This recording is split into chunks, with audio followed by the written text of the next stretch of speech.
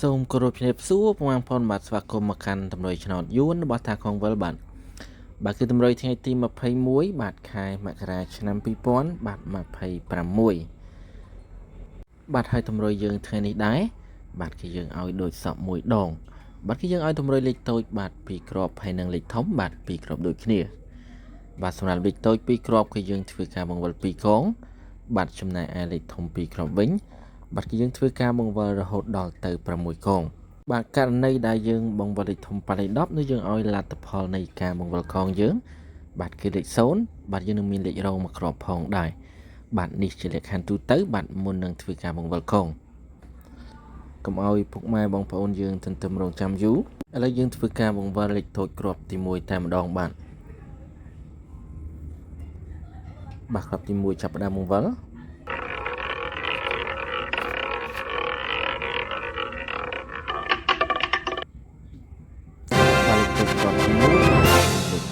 63បាទគឺលេខ63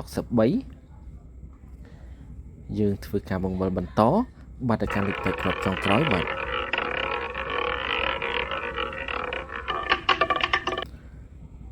លេខតូចគ្រាប់ចុងក្រោយរបស់យើងគឺ09បាទដូច្នេះទាំងពីរគ្រាប់បាទ63បាទនិង09បាទ63អាចធ្វើការចាក់ផ្ទុយវិញបានបាទគឺ36បាទចំណែកឯ09បាទផ្ទុយវិញបាទ90គត់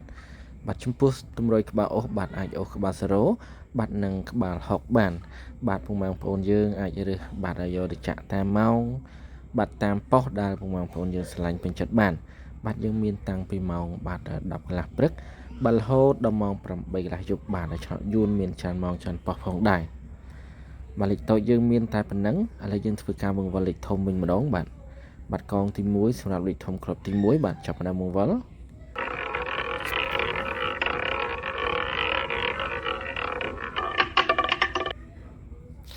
កងទី1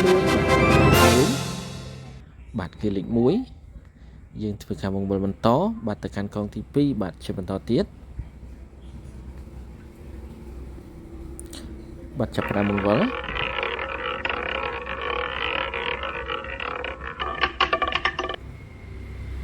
បាទកងទី2គឺលេខ8បាទគឺលេខ8យើងបន្តបាទទៅកាន់កងចុងក្រោយបាទសម្រាប់លេខធំគ្រាប់ទី1បាទ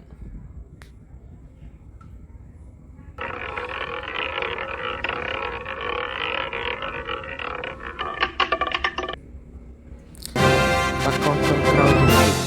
7បាទដូច្នេះលេខធំគ្រាប់ទី1បាទគឺ187បាទ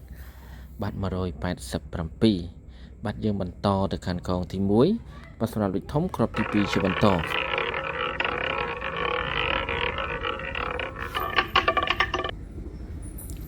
កងទី1គឺលេខ7បាទគឺលេខ7បាទយើងធ្វើការបង្វិលបន្តបាទទៅកាន់កងទី2បាទជាបន្តទៀត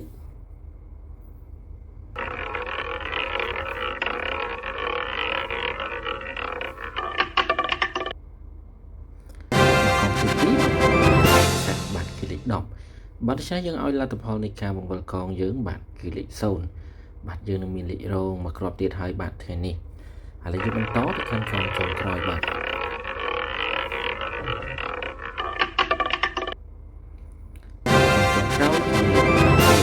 បាទលេខធំគ្រាប់ទី2គឺ706បាទ706មានលេខរងមួយគ្រាប់បាទគឺ716បាទដូច្នេះលេខធំយើងកើនរហូតដល់ទៅ3គ្រាប់បាទគឺ187បាទ716បាទក៏ដូចជា706បាទកុំភ្លេចធ្វើការចាក់គុណផងបាទសម្រាប់លេខធំបាទសរុបឡើងវិញគឺតម្រុយថ្ងៃទី21បាទមានលេខតូច2គ្រាប់បាទ63បាទនិង09បាទកុំភ្លេចចាក់ផ្ទុយ36បាទនិង90គត់បាទចំណែកឯលេខធំបាទ187បាទ716ក៏ដូចជា706បាទហើយកុំភ្លេចធ្វើការចាក់គុណដូចគ្នាបាទសម្រាប់តម្រុយថ្ងៃទី21ក៏មានតែប៉ុណ្ណឹងបាទចំពោះលទ្ធផលថ្ងៃទី20បាទយើងបានចូលខ្លះដែរបាទគឺបានចូលម៉ោងបាទ1កន្លះរសៀលបាទនិងម៉ោងបាទ7កន្លះយប់បាទគឺចូល05ដូចគ្នាតែម្ដងបាទចូលរួមត្រេកអរសាទរបងប្អូនយើងដែលបានចាក់ចូលនៅម៉ោងទាំងពីរនេះបាទក្រៅពីនឹងយើងបានអូសជាបន្តបន្ទាប់ផ្សំផងដែរ បាទឆ្លៀតឱកាសនេះគឺសូមបាទថ្លែងអំណរគុណដល់ពុកម៉ែបងប្អូនយើង